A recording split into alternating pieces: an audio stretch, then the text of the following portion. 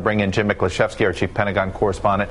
And Mick, you were getting first words about this about 20 minutes ago. You had heard multiple victims potentially. So far, the Navy is only confirming one injury. What more do you know right now?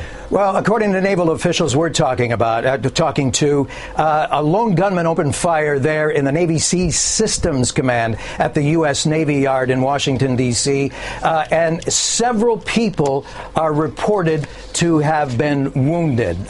No reports of any fatalities at this time. No idea whether the gunman is a sailor or a civilian, and apparently there was some ongoing activity. After the initial burst of gunfire in which several people were wounded, there were reports sometime later that there was additional gunfire in the building.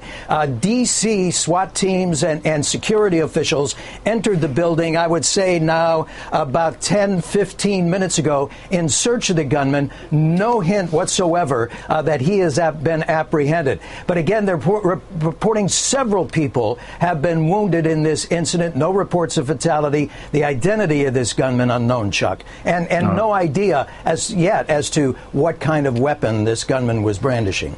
Right, and I want to bring in add a couple more things here. WRC, of course, our local affiliate here in Washington, reporting 2 people inside the building have been shot, and that one of those shot was actually on the roof. Now, if the question, of course, is that where the gunman is now? None of that we don't know. I want to bring in Casey Hunt, one of our Capitol Hill reporters who happens to be in the area right now on the phone. Casey, what can you tell me about what you're seeing? Hey, Chuck. It is a chaotic scene here right now at the Navy Yard. There are multiple fire trucks, police cars, ambulances. There's an ambulance bus here. We were just moved across. We're standing across a parking lot from the Navy Yard, which is, of course, in southeast Washington, and they tell me that as of a few minutes ago, this was still an active shooter situation, so they don't yet have it under control. There are multiple law enforcement agencies down here.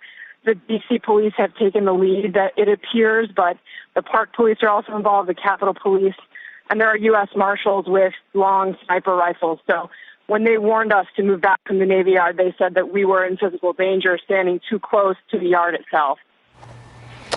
Well, clearly no shortage of law enforcement at that part of Washington, D.C., with everybody that's involved. Mick, at this point, it is our understanding that D.C. police is taking the lead on this. Is that everything you're hearing? Jim, Mick, I want to go back to you.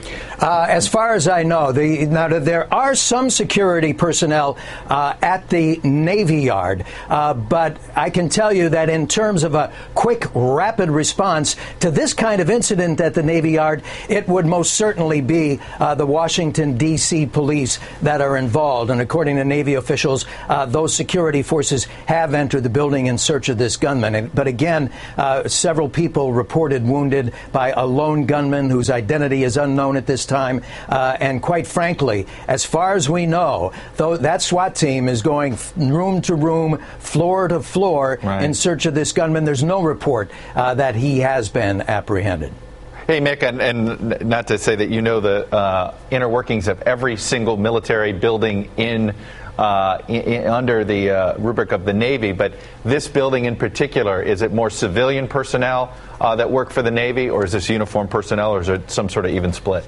It's a combination of both, and you'll find in most of the military installations here in the D.C. area and across the United States and around the world, actually, there is quite a heavy civilian workforce. But again, we don't know if the shooter is Navy or civilian at this point. And then once you get past the outer perimeter, inside, there is not necessarily a high level of security at each building there in the Navy Yard. So it sounds as if this would have been somebody who would have had open access to the base somehow, a government ID, whether civilian or military, and that once inside, whoever it is, opened fire this morning. I want to bring